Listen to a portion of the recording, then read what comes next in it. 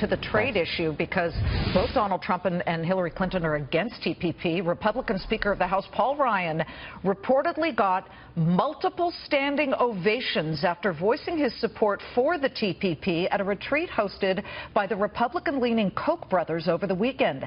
Speaker Ryan got strong support from GOP donors at that event, but a controversial election year vote is fraught with peril. Republican Congressman from New York, Representative Zeldin, on how President Obama thinks he can possibly get TPP passed as both a lame duck president representative when both potential incoming candidates here as possible presidents are against it. You initially voted against fast-tracking the TPP last year, correct? Why, when your That's state correct. does about $30 billion in exports to TPP nations?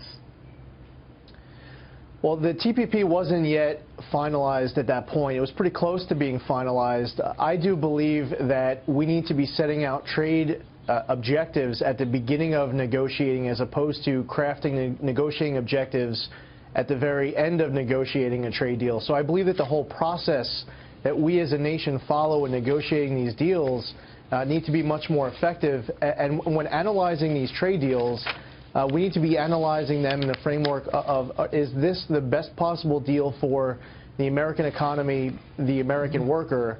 And I believe that we could have negotiated a better trade deal, just like at the same exact time we were watching the president negotiate a terribly flawed deal with Iran. And there is a connection that we're watching the president come up short in his negotiations, so there's that lack of trust as well. Well, let me jump in and just quickly talk about some of the points of the TPP in case people are not familiar with it. It is with the U.S. and 11 other nations, Japan, Vietnam, Malaysia. We just did what we call the cyber scroll with all of these nations involved. But, for example, all tariffs on clothing, textiles would eventually be removed. This works both ways between both of these countries. Maybe we can put some of these up here. Cheaper access to U.S. for foreign car makers. That would certainly help Japanese car makers. Poultry farmers currently taxed up to 40% when they're exporting from the U.S. to other nations. That 40% would be dropped. And again, New York State does about $30 billion in trade with these nations. Now that you know more about TPP, would you vote for it, as many of your compatriots on the Republican side of the aisle say they will, including Speaker Paul Ryan? Well, I don't support TPP in its current form, and you were getting to the heart of the economics, which is really what these trade deals should be about. And TPP has been called NAFTA on steroids, and after I read it, I see why it's called that. It gets into a whole lot of other topics unrelated to economics, and I think that we'd be better off if these trade deals were just getting to that negotiation on those items that you discussed. And I also think that, that there are other topics related to economics that we could do better at.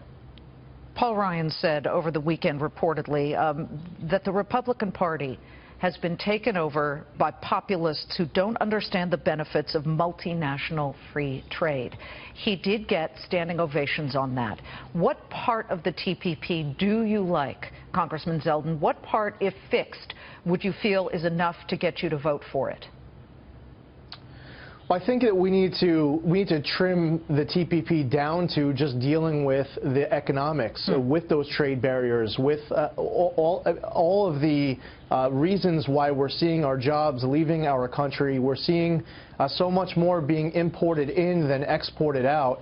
And I think what's most important is simplifying this TPP and getting rid of all of the other topics that have absolutely nothing to do with the economics. And that's important for one. I want to see America keep control of our own sovereignty over our own companies with regards to liabilities.